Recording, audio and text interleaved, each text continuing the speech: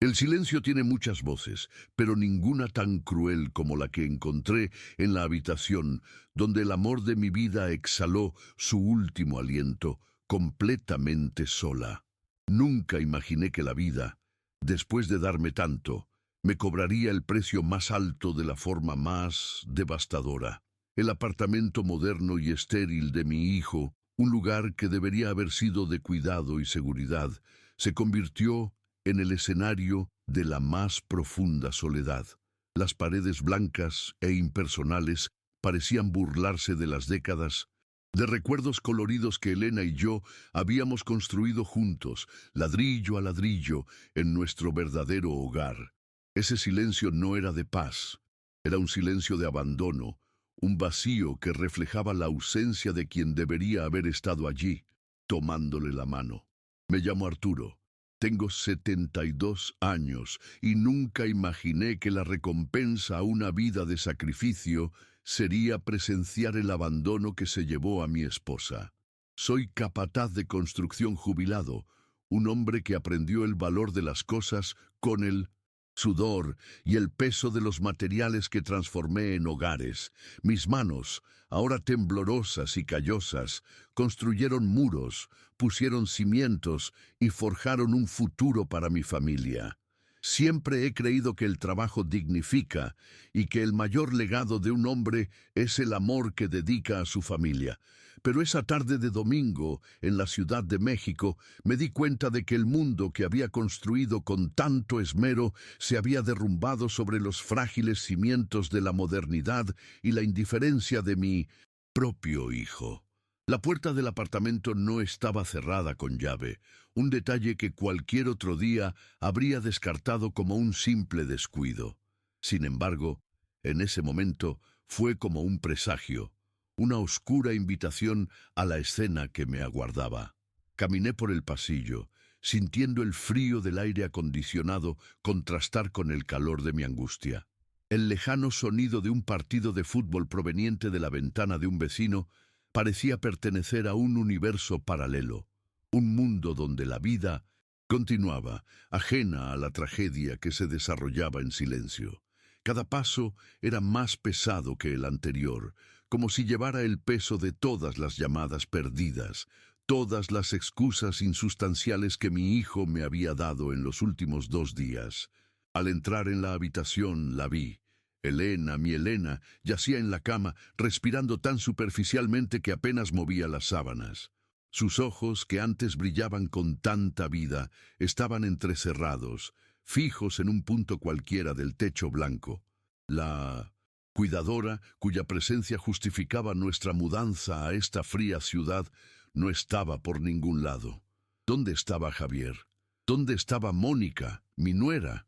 La respuesta fue como un puñetazo en el estómago, en una cena de negocios. Un compromiso más importante que los últimos momentos de la mujer que les dio todo.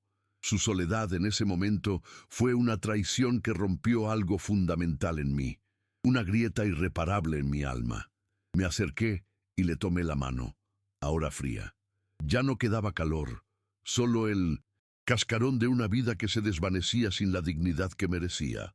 Susurré su nombre, esperando un último atisbo de reconocimiento, un último apretón de dedos. Pero no llegó nada. Estaba allí, presenciando el fin de una era, el fin de nuestra historia de amor, en un escenario extraño y carente de significado para nosotros.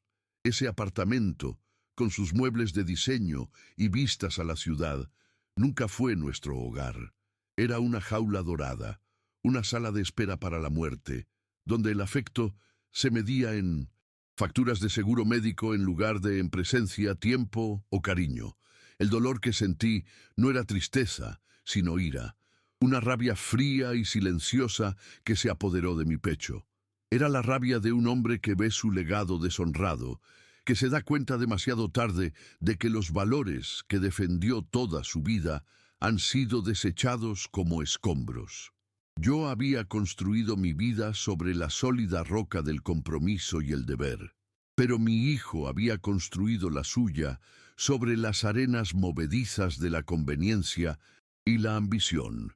En ese momento Mientras el último aliento de Elena se desvanecía en el aire, supe que ya no podía ser el anciano complaciente e invisible en el que me habían convertido. Antes de continuar con la historia, por favor, dale a me gusta.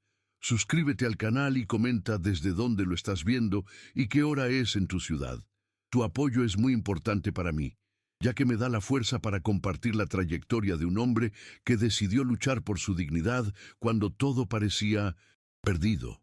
Cada interacción me recuerda que no estoy solo en esta batalla por el respeto y la justicia, y que hay personas en el mundo que aún valoran los principios que guiaron mi vida y la de tantos otros de mi generación. Desde que nos mudamos a la ciudad, me había convertido en una sombra en casa de mi hijo. Mi rutina era un ciclo de silencio y miradas impacientes. Intenté cuidar a Elena como siempre, con infusiones que su madre le había enseñado a preparar, con canciones antiguas que la tranquilizaban, pero mis intentos siempre eran recibidos con desdén. Papá, el médico ya te recetó la medicina, no te inventes, decía Javier sin siquiera mirarme a los ojos. Mi experiencia, la sabiduría de toda una vida, se reducía a cosas de viejo terco, una interferencia irritante en los protocolos de atención modernos. La sensación de invisibilidad era lo más doloroso. Estaba físicamente presente, pero era como si mi esencia se hubiera borrado. Mis opiniones sobre las finanzas, el mantenimiento de nuestra antigua casa y la salud de Elena eran ignoradas. Javier y Mónica tomaban todas las decisiones, justificándolas siempre con pragmatismo y eficiencia, palabras que me sonaban huecas. No entendían que cuidar a alguien no es una tarea logística, sino un acto de amor. Gestionaron la enfermedad de Elena, pero se olvidaron de cuidar a la persona, a la mujer, a la madre, a la esposa. Recuerdo vívidamente los sacrificios que hice para que Javier tuviera la vida que tiene hoy. Recuerdo haber vendido un juego de herramientas que heredé de mi padre para pagar su matrícula universitaria. Recuerdo las noches que trabajaba extras en la construcción, con el cuerpo dolorido por el cansancio, para que no le faltara de nada. Elena y yo soñábamos con un futuro brillante para él, un futuro en el que no tuviera que agacharse como yo.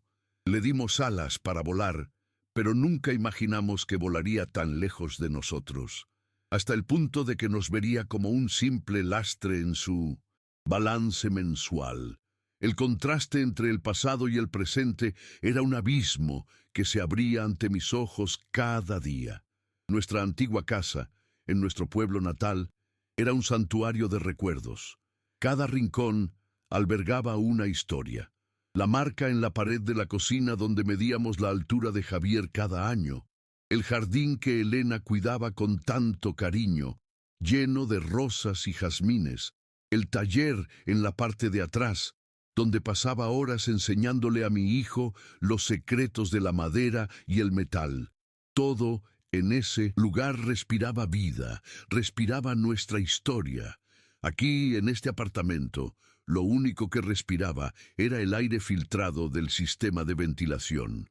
La mudanza se justificó por la necesidad. Aquí tendrá los mejores médicos, papá. Es por su bien, argumentó Javier. Y nosotros, creyendo en sus buenas intenciones, dejamos atrás nuestras vidas, nuestros amigos, nuestra comunidad. La promesa de una mejor atención resultó ser una trampa.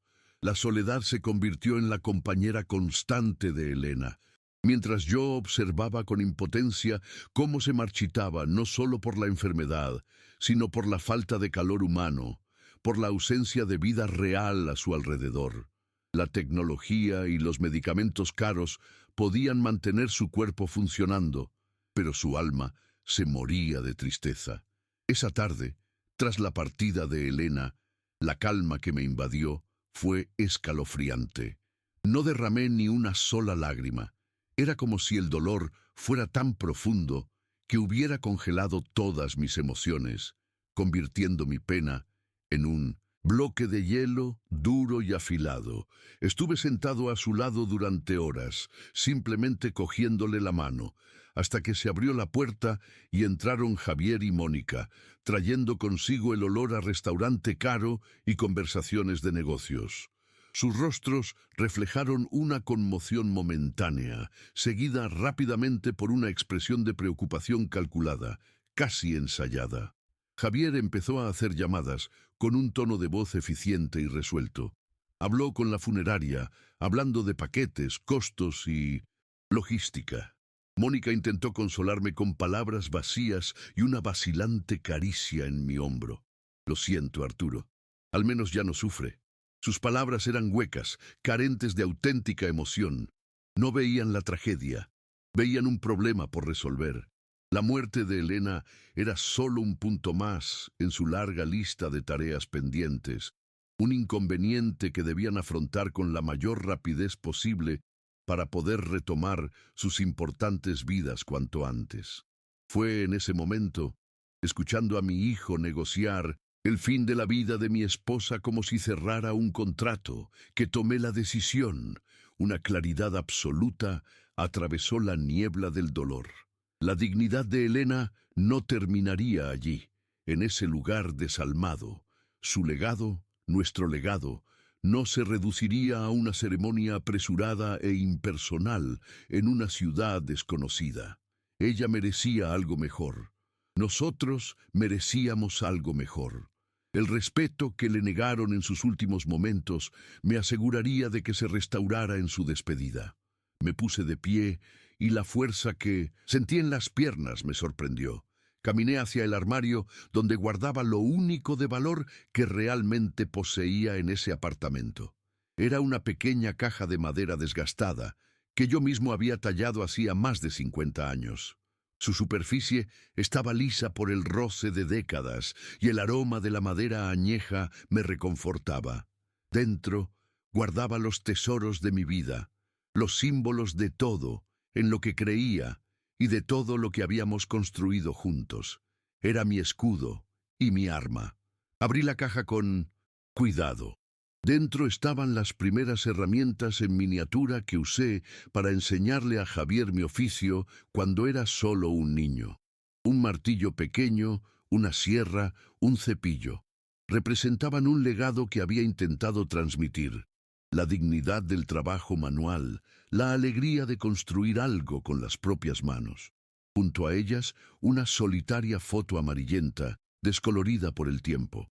Elena y yo, sonriendo, el día que terminamos de construir nuestra casa. Nuestros rostros jóvenes, llenos de esperanza y amor. La promesa de una familia unida, encarnada en esos ladrillos. La caja no era solo madera y objetos, era la encarnación de mi identidad, mi propósito. Era el testimonio de nuestra historia de amor y sacrificio. En ese mundo de transacciones digitales y los valores superficiales de mi hijo, esa caja era mi ancla, mi conexión con lo real y duradero. Representaba la promesa que le hice a Elena en el altar y que renovaba cada día de nuestras vidas. Honrarla y cuidarla, en la alegría, en la tristeza, en la salud y en la enfermedad, hasta que la muerte nos separe. E incluso ahora, después de la muerte, mi deber no había terminado. Con la caja en mis manos, regresé a la habitación donde Javier seguía al teléfono, ultimando los arreglos. Esperé a que colgara. Cuando sus ojos se encontraron con los míos, debió ver algo diferente, una firmeza, una determinación que no había visto en años. Empezó a explicar su decisión, hablando del crematorio más cercano y de la capilla que había reservado para el día siguiente. Hablaba como si yo fuera un niño, como si mi opinión no importara, como si no tuviera derecho a decidir el destino de mi esposa. Fue entonces cuando lo interrumpí. Mi voz era firme, sin temblores, un sonido que parecía surgir de lo más profundo de mi alma, agobiada por 72 años de vida. No la enterrarán aquí, dije, y cada palabra quedó suspendida en el aire, rompiendo el silencio del apartamento. Javier me miró, estupefacto, con la boca ligeramente abierta. No esperaba resistencia. Estaba acostumbrado a mi silencio, a mi pasividad. Pero el hombre que tenía delante ya no era el anciano invisible que había creado. Era Arturo, el capataz de la construcción, el marido de Elena. Continué, mi voz cobrando fuerza con cada sílaba. La llevo a casa, a nuestra casa. La palabra nuestra era clave. Era la reafirmación de una identidad compartida, de un espacio sagrado que nos pertenecía solo a ella y a mí, un lugar que su indiferencia no podía profanar. Nuestro hogar, el que construimos con nuestras propias manos, era el único lugar del mundo donde Elena podía descansar en paz, rodeada de los recuerdos de nuestro amor, no del vacío del abandono en el que pasó sus últimos días. Javier se quedó sin palabras. Su expresión pasó de la sorpresa a la incredulidad y luego a una sombra de irritación. Abrió la boca para discutir, para hablar de lógica, de costes, de lo que pensaría la gente, pero no le di la oportunidad. Apreté la pequeña caja de madera con más fuerza contra mi pecho, la única posesión que insistiría en llevarme de allí. La caja era mi estandarte, el símbolo de mi rebelión silenciosa. Era todo lo que necesitaba para el viaje que estaba a punto de emprender.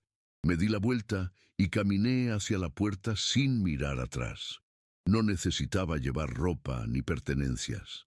Todo lo que era, todo lo que importaba, estaba contenido en esa pequeña caja de madera y en el recuerdo vivo de Elena en mi corazón. Al irme de ese apartamento, no solo dejaba atrás un lugar de tristeza, dejaba atrás a la persona que querían que fuera, una carga silenciosa, un anciano resignado esperando el fin. Me iba para reclamar mi dignidad y darle a Elena la despedida que merecía. Sabía que el viaje de regreso a nuestro pueblo sería largo y difícil. Me enfrentaría a la oposición de mi hijo, a la incomprensión de su familia y a los desafíos logísticos del transporte del cuerpo de mi esposa. Pero por primera vez en mucho tiempo no sentí miedo, sentí un propósito. Era el guardián de las promesas que nos hicimos y mi dignidad se basaba en este compromiso inquebrantable. El amor no termina con el último aliento.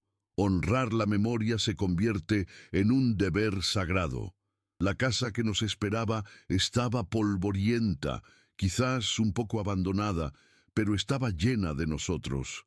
Cada ladrillo, cada viga, cada tabla del suelo guardaba el eco de nuestras risas, la calidez de nuestros abrazos, la historia de nuestras vidas.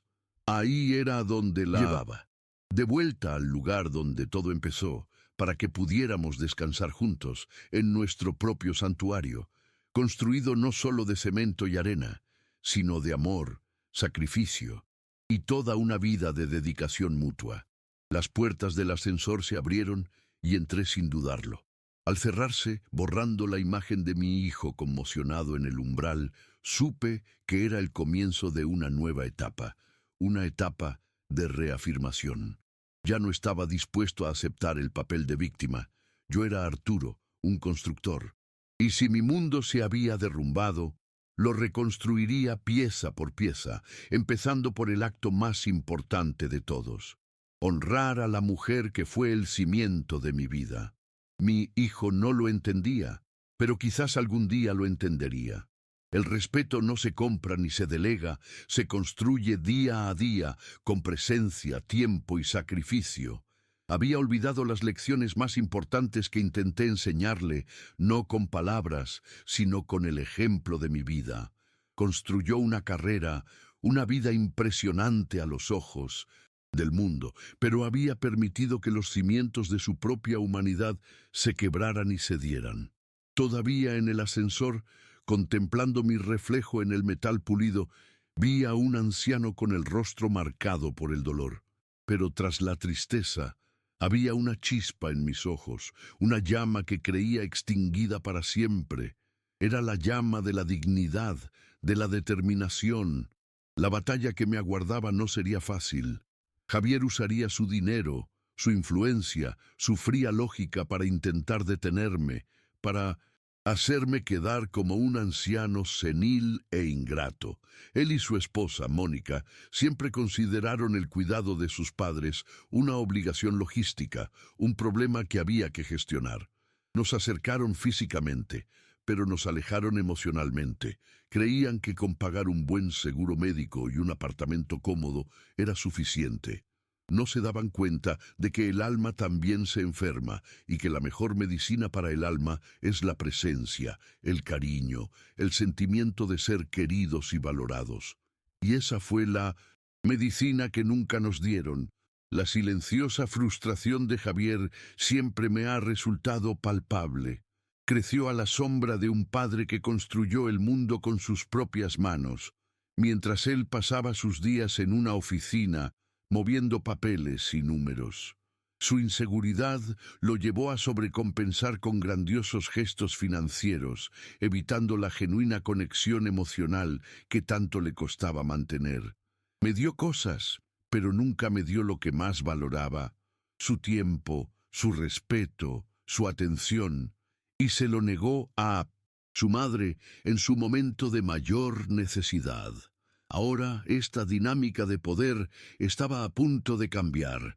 El anciano al que consideraba débil y dependiente estaba tomando las riendas de su propio destino y del destino final de su amada esposa. No necesitaba su permiso, no necesitaba su dinero. Tenía mis propios ahorros, acumulados durante toda una vida de trabajo honesto. Y, lo más importante, tenía una convicción inquebrantable, forjada en el amor y el dolor de la pérdida. El primer acto de mi liberación se completó. Al salir de ese edificio, dejando atrás el mundo artificial de mi hijo, sentí el peso de la responsabilidad, pero también una ligereza que no había sentido en años. Volvía a tener el control, no del mundo ni de los demás, sino de mí misma, de mis valores, de mi historia. El camino que me esperaba sería una prueba, pero estaba lista. Por Elena, por mí misma, por la dignidad que ningún dinero puede comprar ni ninguna indiferencia puede borrar por completo. La primera llamada de Javier llegó cuando estaba en la estación de autobuses, un lugar ruidoso y anónimo que paradójicamente me ofrecía más consuelo que el silencio de su apartamento. Su voz, filtrada por la tecnología, era una mezcla de pánico y autoridad. No me preguntó cómo estaba. No me ofreció ni una palabra de consuelo. Empezó con órdenes, con la fría lógica que confundió con inteligencia. «Papá, ¿qué crees que estás haciendo? Vuelve ahora mismo. Esto es una tontería logística. No puedes transportar un cuerpo así».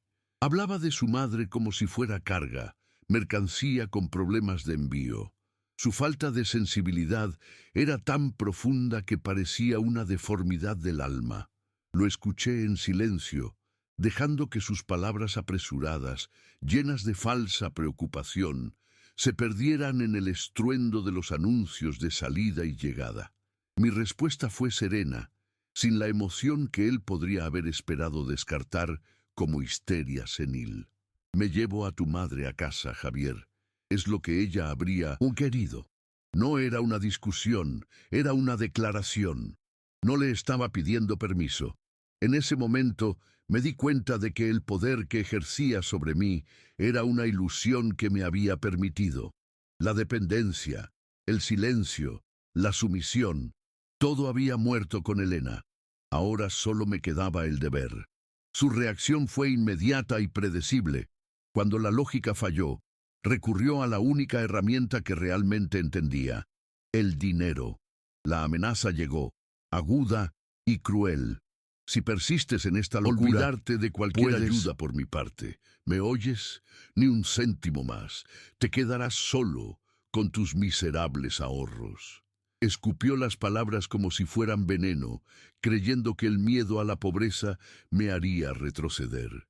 Por un momento, un escalofrío me recorrió la espalda. La idea de la soledad financiera en la vejez es un fantasma que acecha a cualquier hombre. Pero entonces, la imagen de Elena sola en su lecho de muerte, regresó a mi mente y disipó todo miedo. ¿Qué ayuda era esta que amenazaba con cortar? ¿La ayuda que nos aislaba de todo lo que amábamos? ¿La ayuda que compraba cuidadores ausentes y apartamentos estériles? ¿La ayuda que siempre llegaba con un aire de superioridad e impaciencia? Me di cuenta de que su ayuda nunca fue un regalo, siempre fue una cadena. No me apoyaba, me controlaba. Cortar esta ayuda no sería un castigo, sería mi liberación definitiva. Haz lo que creas que debes hacer, hijo mío, respondí, y colgué el teléfono antes de que pudiera decir otra palabra. El sonido de mi propio latido era la única voz que necesitaba oír. El siguiente paso requirió de toda mi valentía. Busqué una funeraria en nuestro pueblo, un negocio familiar que conocía desde hacía décadas. Hablé con el dueño, un hombre de mi edad, quien comprendió de inmediato no solo lo que necesitaba, sino también por qué. No vio complicaciones logísticas, vio un acto de amor.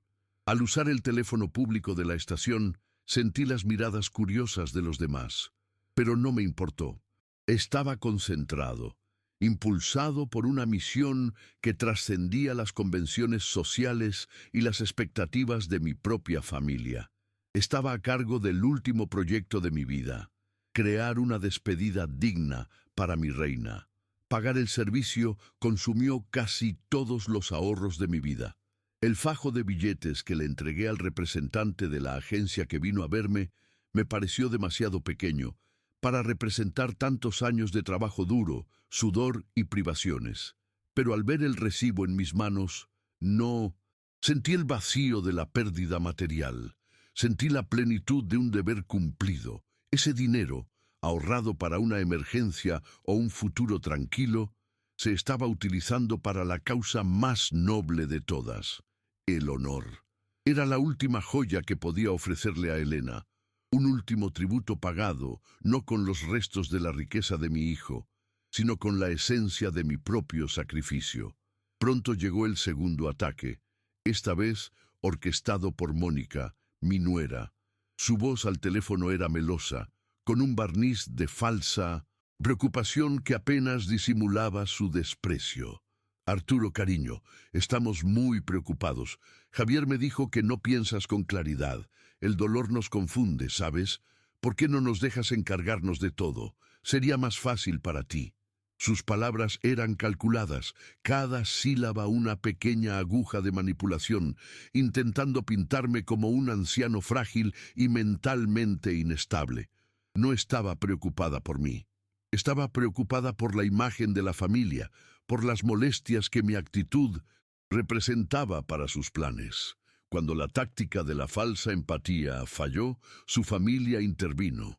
Me llamó la madre de Mónica, una mujer que siempre me había mirado con una mezcla de lástima y desdén.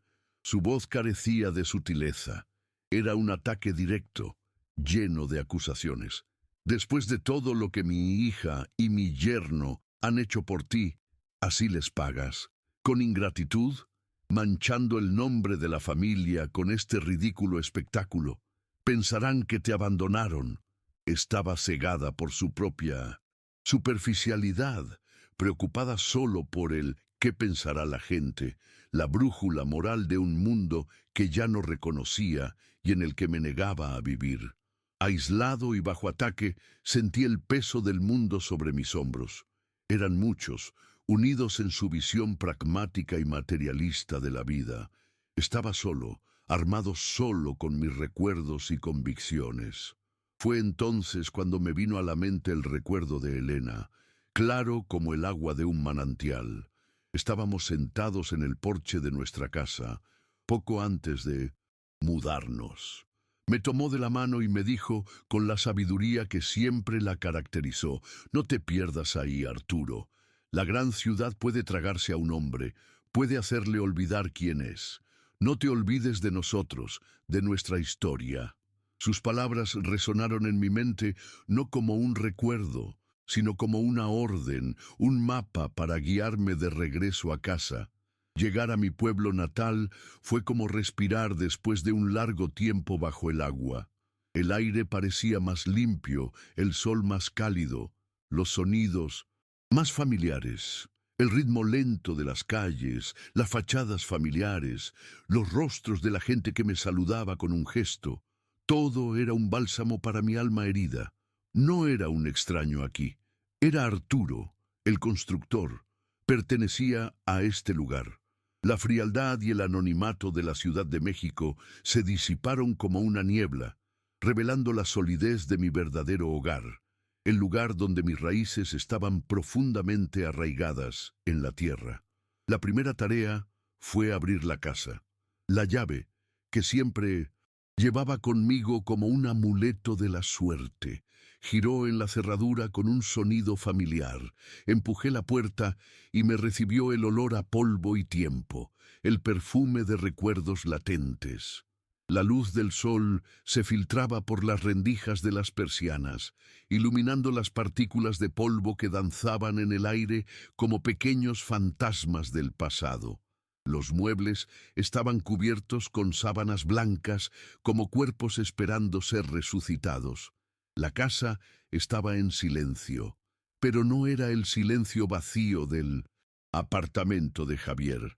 Era un silencio reverente, lleno de ecos y presencias. Mientras caminaba por las habitaciones, tocando objetos, la noticia de mi regreso y la muerte de Elena se extendió por el barrio con la rapidez que solo los pueblos pequeños pueden. No tardaron en llegar los primeros vecinos. Primero, doña Elvira, que había vivido al lado durante 50 años. No dijo mucho, solo me abrazó fuerte y rompió a llorar. Luego llegó el señor Ramiro, el dueño de la tienda de comestibles, con bolsas de café, pan y queso. No me vieron como un anciano senil y atribulado. Vieron a un amigo, un vecino, un hombre de luto que necesitaba a su comunidad. Su solidaridad fue inmediata y abrumadora. En cuestión de horas, la casa se transformó. Un grupo de mujeres, lideradas por doña Elvira, quitó las sábanas de los muebles, barrió el suelo y abrió las ventanas para que entrara el aire fresco.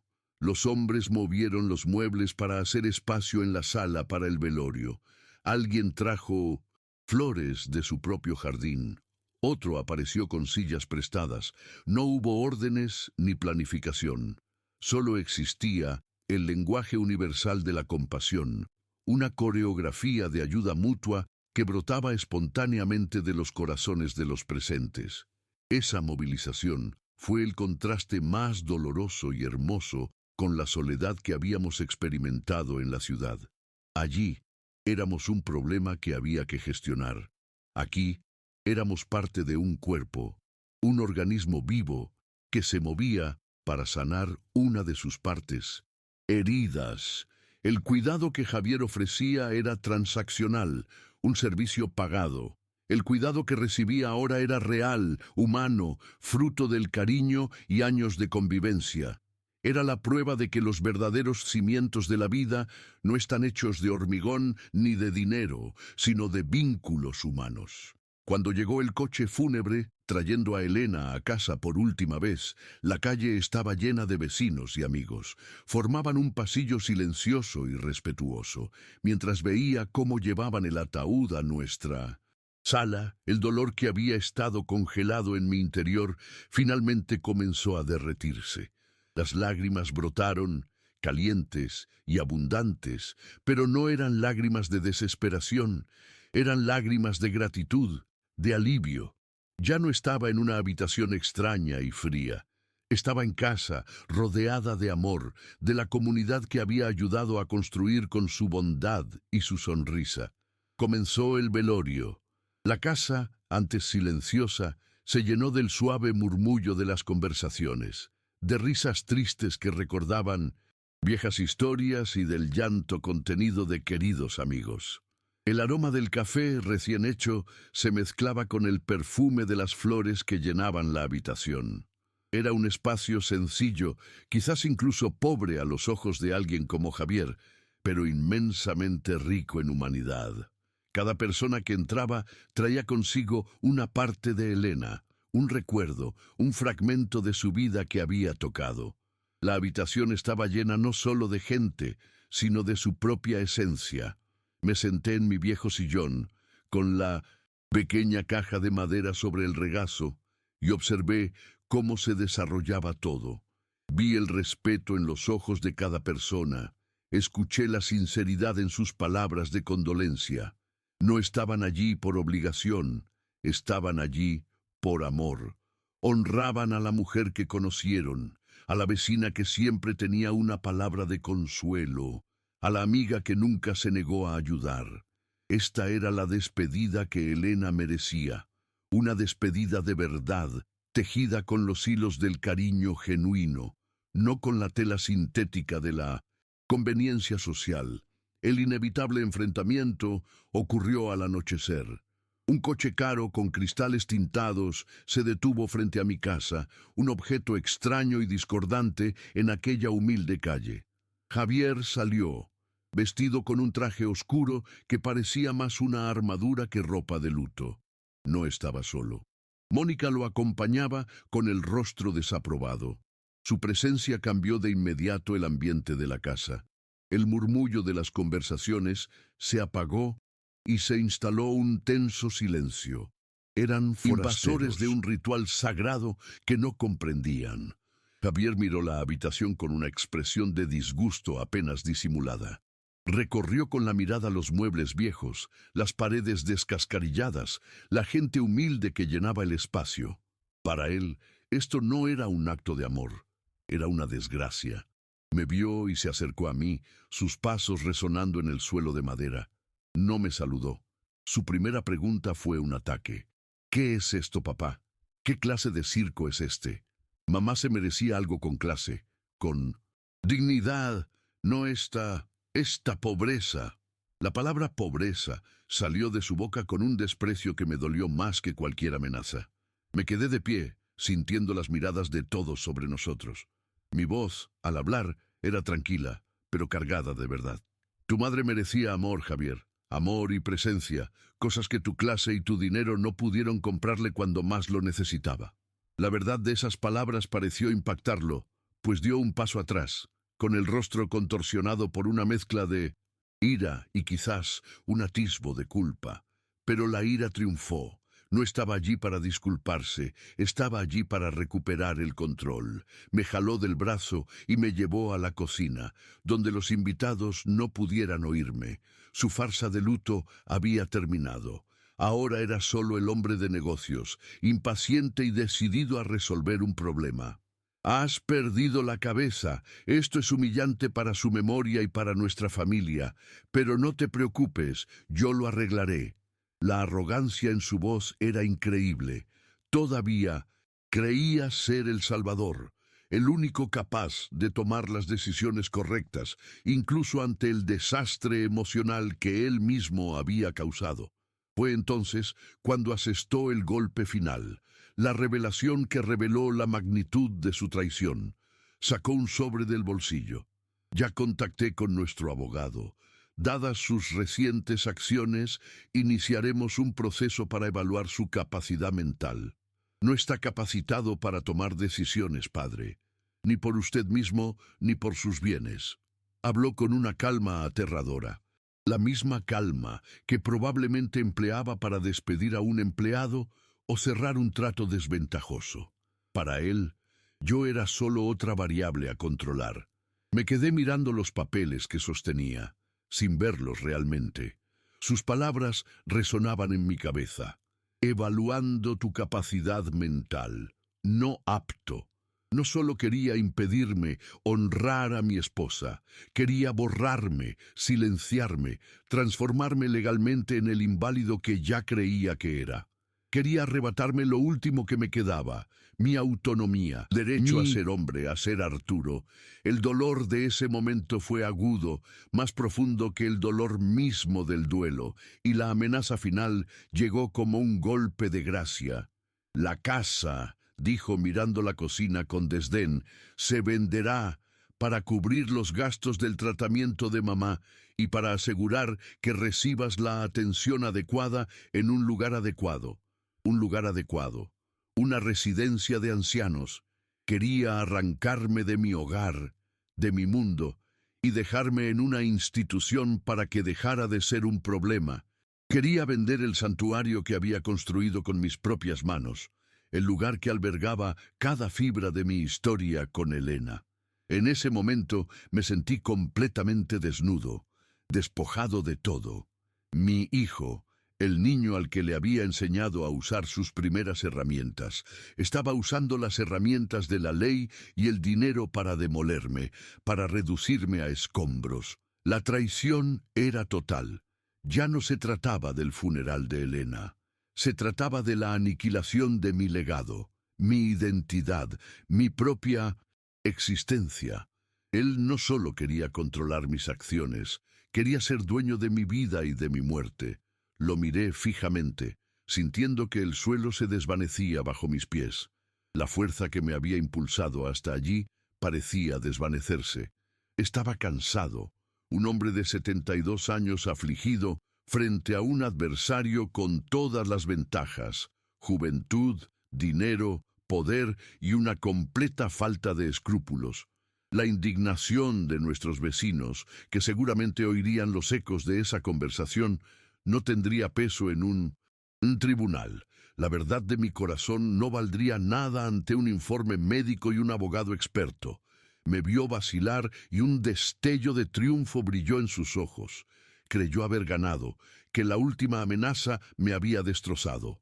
Interpretó mi silencio como una rendición. «Es por tu bien, padre», dijo con la voz más suave, la manipulación volviendo con toda su fuerza. Tomó el sobre como si el asunto estuviera zanjado.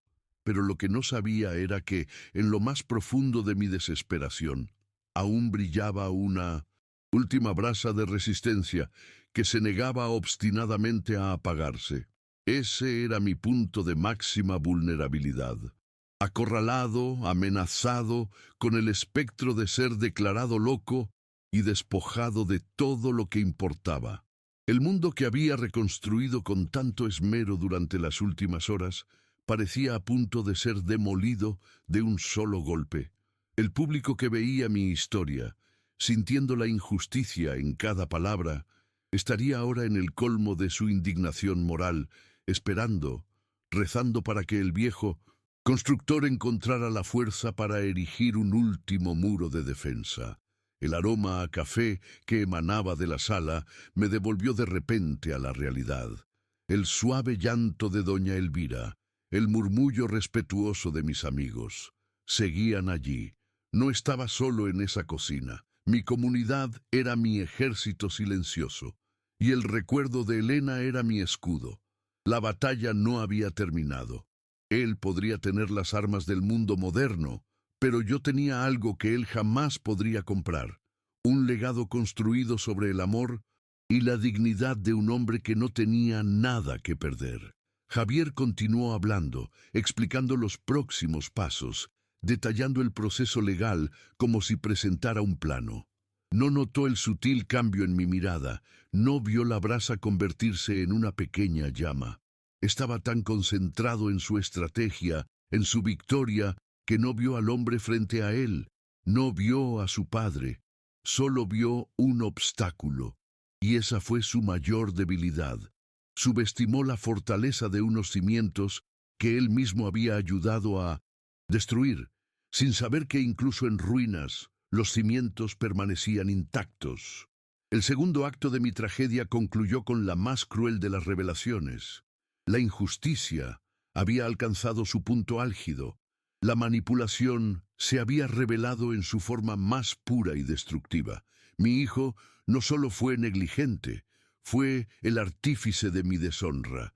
Quería apropiarse de mi historia para poder reescribir el final, un final limpio, práctico y rentable, donde el atribulado padre anciano desaparecía silenciosamente en una institución y la casa, con todos sus recuerdos incómodos, se transformaba en dinero. Pero la historia aún no había terminado. La mano del escritor seguía en mis manos, aunque temblorosa. El taller en la parte trasera de la casa me esperaba. Allí, entre el polvo y el olor a madera vieja, yacía mi última herramienta, la más poderosa de todas. No era un martillo ni una sierra, era la verdad. Y estaba a punto de usarla para construir mi argumento final, para luchar por mi hogar, mi cordura y el derecho a honrar a mi esposa en paz. La noche seguía siendo larga, y la batalla por el alma de nuestra familia acababa de comenzar. Ante la última amenaza de mi hijo, algo dentro de mí, en lugar de romperse, se solidificó. El miedo se transformó en una claridad gélida. Lo miré, ya no como un padre herido, sino como un hombre que defendía su último pedazo de tierra sagrada. Ignoré los papeles en su mano y la arrogancia en su mirada. Mi voz, al salir, fue un susurro. Tenía el peso de una base de hormigón. «Ven conmigo», dije. «Hay algo que necesito mostrarte, lejos de todos». No fue una petición, fue una orden suave que lo desarmó. La sorpresa en su rostro me dio una ligera ventaja. Esperaba lágrimas, súplicas o ira. No esperaba calma. Me siguió vacilante mientras cruzaba la cocina y abría la puerta trasera. El aire nocturno, fresco y perfumado con jazmín del patio trasero de doña Elvira, nos envolvía. Cada paso en el sendero de piedra que conducía a mi taller era un paso hacia mi territorio, mis dominios. Él podría ser un gigante en el mundo de los negocios y los tribunales, pero aquí, entre las herramientas y el olor a madera, era solo Javier, el niño que una vez se maravilló al verme transformar un trozo de tabla en un juguete.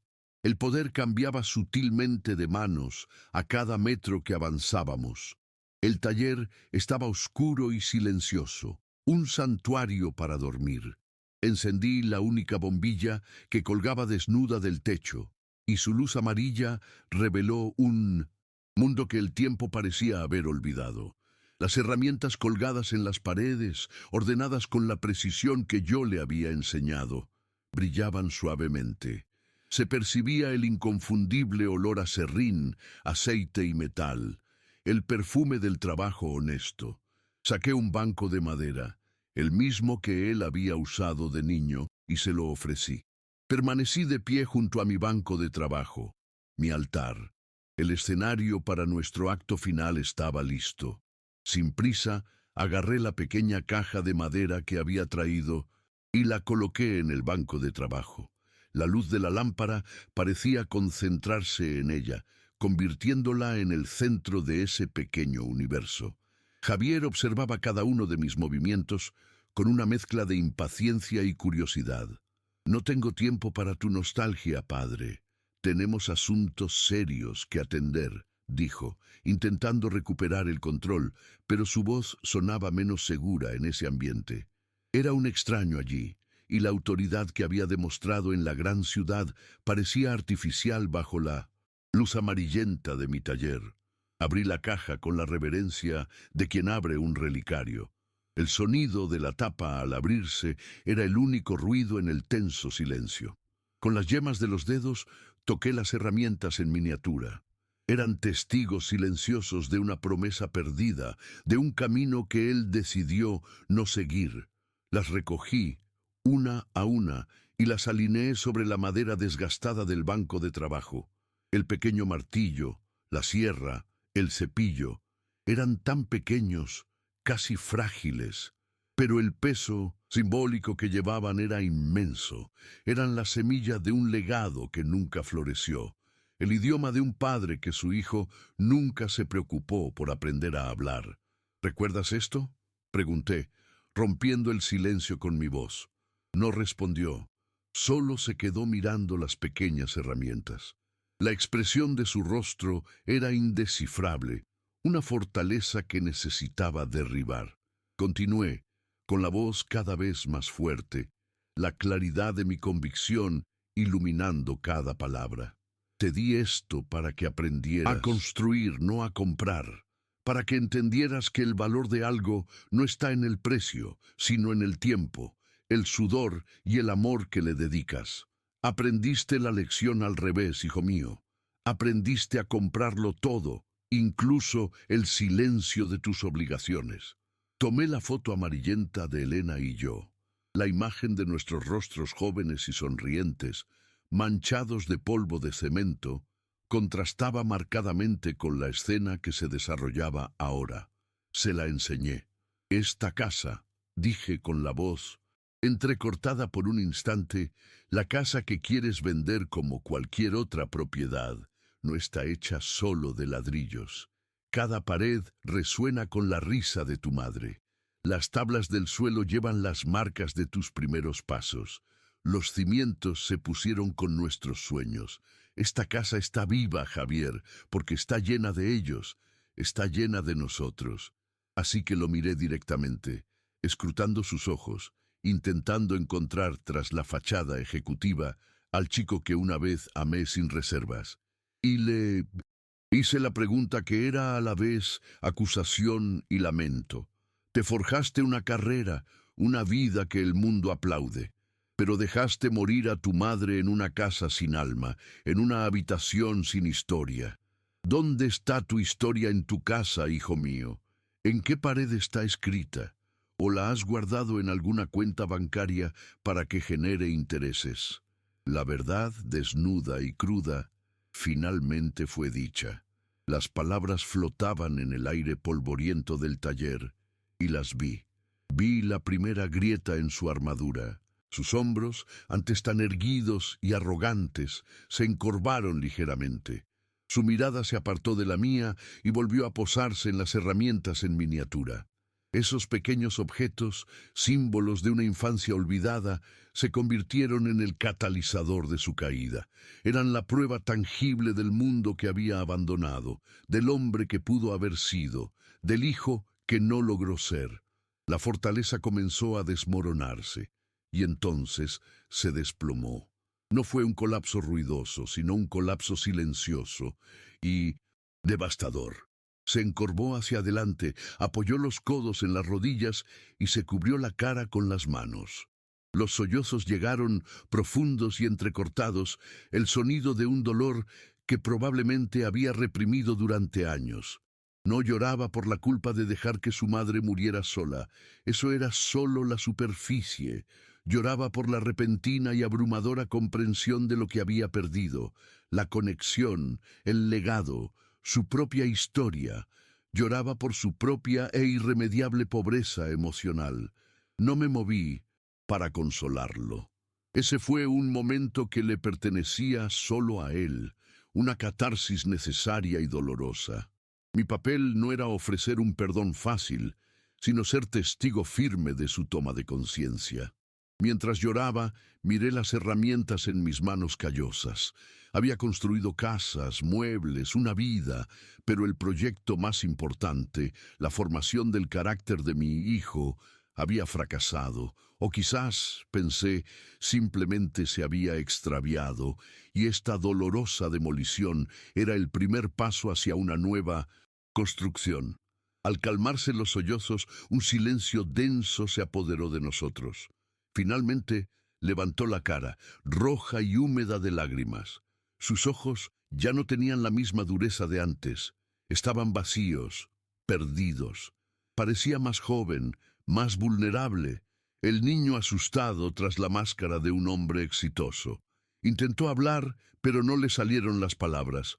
Solo un murmullo incoherente de disculpa y arrepentimiento. Lo interrumpí con un gesto amable. Las palabras, en ese momento, eran innecesarias. La verdad ya había sido expuesta. Fue entonces cuando le comuniqué mi decisión final, no como una negociación, sino como un hecho. Me quedo aquí, dije con voz tranquila y resuelta, en mi casa, con mis recuerdos y con el fantasma de tu madre, que para mí es la más dulce de las compañeras. Este es mi lugar, no me voy a ninguna parte. Dejé que las palabras calaran hondo, sentando ante él los cimientos de mi nueva vida. No estaba pidiendo, estaba declarando mi independencia, mi soberanía sobre mi vida. El sobre con los papeles que me declaraban incompetente seguía en el bolsillo de su chaqueta.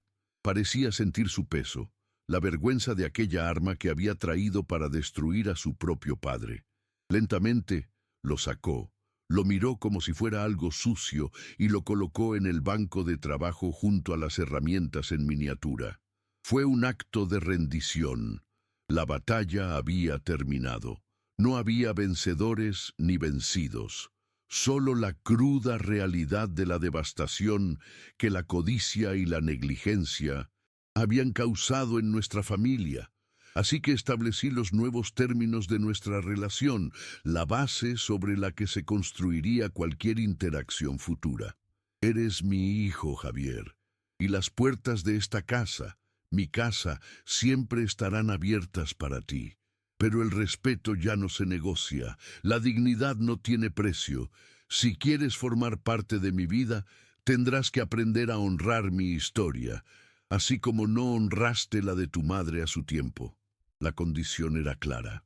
El amor permaneció, pero la sumisión desapareció para siempre. Él simplemente asintió, incapaz de formular una respuesta. Se levantó y, sin mirarme, salió del taller, dejando atrás los papeles, las herramientas y el fantasma de sus propias decisiones. Lo oí subirse a su coche y alejarse. El sonido del motor se desvaneció en la noche, dejándome sola con el silencio y la paz recién encontrada.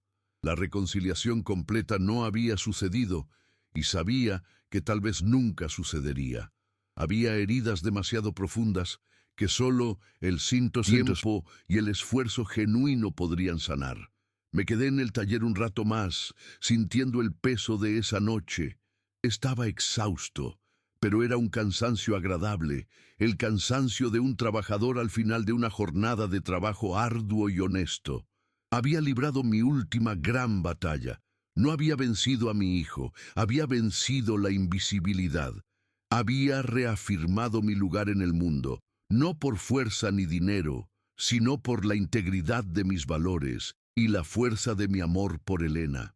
Esta era mi victoria.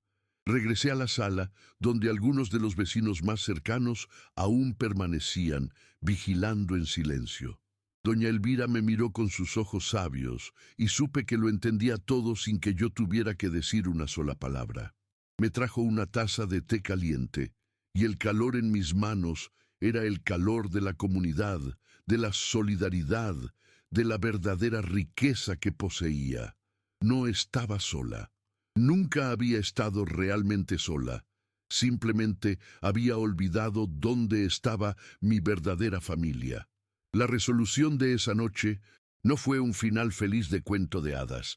Fue una resolución real, agridulce. Había recuperado mi hogar y mi dignidad, pero había un abismo entre mi único hijo y yo. El dolor de perder a Elena seguía ahí, agudo y profundo. Pero ahora podía vivir mi duelo en mi propio espacio, a mi manera, rodeada de recuerdos que me fortalecían en lugar de atormentarme. Encontré mi paz, no en la ausencia de problemas, sino en el coraje para afrontarlos.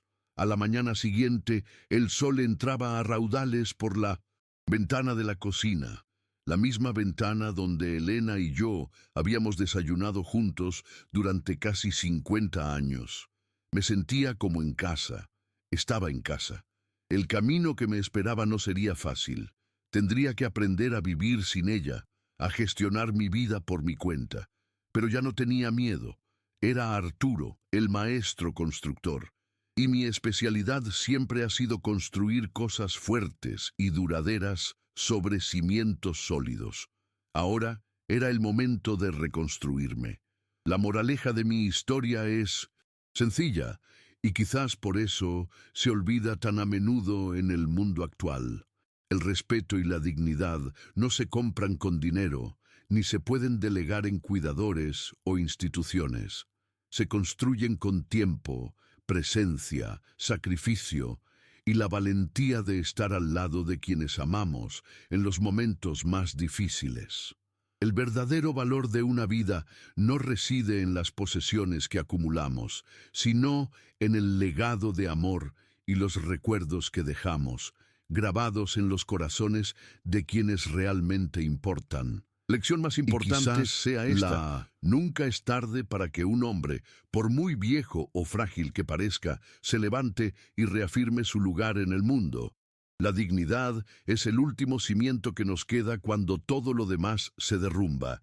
Y mientras ese cimiento se mantenga, podremos capear cualquier tormenta y reconstruir, pieza por pieza, un hogar para nuestra alma. Honré a mi esposa, recuperé mi voz, y en el proceso, encontré paz en mi propio legado.